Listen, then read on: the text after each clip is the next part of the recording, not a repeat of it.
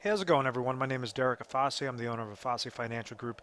Today's topic I want to discuss with you survivor payouts for annuities and fully explain if you're unfortunately a survivor and your loved one passed away and now you're either the sole primary beneficiary or you're a contingent beneficiary, but you're receiving some sort of payout. What exactly does all those terms mean and how to make sure that you're setting it up in the most effective route? Now, what typically happens, and I could use an example, unfortunately, just these past couple of months, I've had a few clients that's passed away on me. And what happened was we had to establish the survivor payout options the most effective route for the beneficiaries. So I'm just going to call this client Client A. And what happened was I set up Client A in a hybrid annuity back when he was age 68, and it was a IRA. So what happened was he wasn't utilizing his IRA. He had in variable accounts. He took a bad hit in 2008. So he became a client. It was about 4 years ago when we originally established it, and he ended up passing away about a month ago at age 72. So when we established this type of contract, he wanted to make sure that he had safety from downward market losses. He wanted to have upward market growth protection. And then most importantly, he wanted to start triggering some sort of lifetime income stream, in a short time frame. So when he was age 70, that's when he started first triggering his lifetime income payments. So with this type of account, what happened was we originally, and I'm just going to use a $100,000 example. It was a little bit different numbers, but just say a $100,000 example was the original rollover. And from age 68 to age 70, and also to age 72, he was having some decent growth within that type of account. Now, based upon his income stream, at age 70, he was receiving, I'm just going to use a really easy number, let's say $10,000 of income per year. So he waited that time frame. You had to wait those 2 years. He established a contract in 2012. He waited exactly those 2 years, was taking income, and as he was pulling income, his account value was still growing whenever the market went up, gained 0% whenever the market went down, and then his account value would also be depleted by the $10,000 that he was siphoning out each and every year. So when he passed away at age 72, his account value after all the growth, after all the distributions, was still sitting at $100,000. So he placed in 100, he was able to pull out some money, and he was still able to sit at exactly $100,000. So what happened is we'll call his spouse B. She was the sole primary beneficiary. She was a 100% sole primary beneficiary. So what happened is when he passed away, when client A unfortunately passed away, she went and contacted me in a frenzy, and we tried to figure out, okay, what would be the best option on how to take this money, how to utilize these monies properly. So what happened was they gave her three main options. They said you could either trigger a lump sum option, an annuitization option, or a continuation option. The lump sum option stated because it was an IRA, she could continue that contract in his name as if he was still living so that she would have to pay the RMDs, the required minimum distributions, each and every year. So it would be as if, even though he passed away at age 72, they would say, okay, well, you need to pull out X amount of thousands of dollars from this account to suffice his RMD as if he was still living. So that's known as an inherited IRA. So she would have been able to establish an inherited IRA type contract that would have pertained specifically to her goals.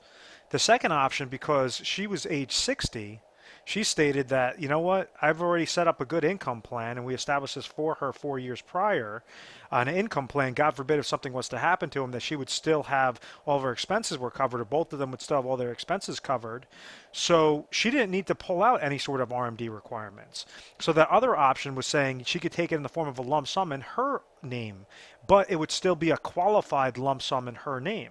So therefore, we could then say, okay, a lump sum in her name, and look at what would be some of the best options available to her for her exact age, her exact safe accumulation goals, and make sure that we're setting up everything properly, and then in another 5 years possibly trigger some income, to make sure that stepping up for those inflationary type expenses that were suffice already at age 60, but therefore would not be suffice at age 65.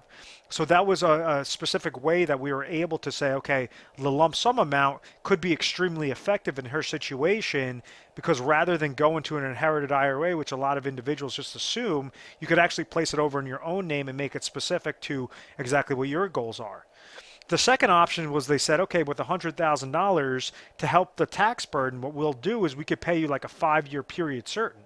So we'll give you $20,000 off of that 100 grand each and every year that you could go and throw into your checking account. Now, there wasn't really any true benefit for doing so. The incentive of the insurance company to make that offer was to say, well, we're going to hold on to this money. We're going to make interest off of your money. And therefore, instead of paying you $20,000 a year for the next 5 years, we're going to give you $20,100 per year for the next 5 years. So you're really only making about $100 worth of interest for leaving your $100,000, essentially handcuffed to the company. So that's why I typically recommend against the annuitization options. I just think that the insurance companies understand those annuitization options so much in their favor, and that's where they try to lead the individual to say, keep the money with us, and therefore we'll take care of you the correct way with nice interest growth. Because interest rates are so low, the annuitization options have really gone by the wayside. The third option that she was available for was when we originally established this contract in 2012, he was offered specific guarantees, specific lifetime income guarantees, and nice safe accumulation guarantees based upon products in 2012. So with that particular annuity contract, it was a lot more attractive than the annuity contracts offered today. So essentially, she would have been able to have the monies over in her own name and continue that same contract and have all those different guarantees as if she originally established it in 2012. So that's known as the continuation option. Some carriers allow that, other carriers do not. I believe it's about a 50-50 blend. Typically, the contracts that I try to set up, I like to give that person, the beneficiaries, that specific type of option. So understand, lump sum is just exactly how it sounds. It's a lump sum option. You could either take it in the form of an inherited IRA, you could take it in the form of your own IRA, your own name, your own, your own date of birth IRA. If it's non-qualified accounts, you could take that in a lump sum. You could throw that directly into your checking account. You might have certain taxation depending upon how much your account actually gained throughout those years. So just understand there's a whole slew of different lump sum options. Annuitization option, that's going to be the one that the insurance companies are going to try to trick you into, and that's why I have this bullet point over here. Do not get fooled by the insurance company. Understand what your options are. Understand exactly what your particular goals are so you could establish these lump sum amounts properly. Because when you unfortunately make the mistake of an annuitization option, what you're doing is you're surrendering all that money back to the insurance company, and now you're off of their terms. There's ways on how you could leverage insurance companies, insurance contracts the correct way, or safe income contracts the correct way, but making sure that you have flexibility of pulling money out, you have emergency funds, you have the different ways you could trigger lifetime income and establish it the correct way for your exact situation, for your unique situation. The very last aspect, this could be super attractive if, let's say, if the beneficiary, if the person that was the annuitant, that was the owner, if he didn't trigger lifetime income, typically you could have those continuation options. Like if someone's just pulling out withdrawals of like interest-free or you had penalty-free withdrawals, well, therefore that income rider could still stay intact and would allow the spouse to receive that sort of continuation option. So I hope that all of this makes sense. Understand that there's a difference between primary beneficiaries. If somebody is a sole primary 100% beneficiary and they're also a spouse, they're going to have different options than somebody that's a contingent beneficiary. What a contingent beneficiary means is it's going to be second in line, just like a tertiary beneficiary would be third in line.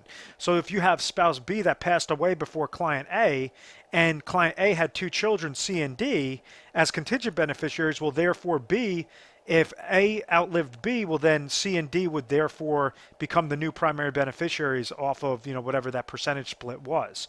So, and then they have their own slew of options. They typically only have that lump sum option or the annuitization option to help out with taxation.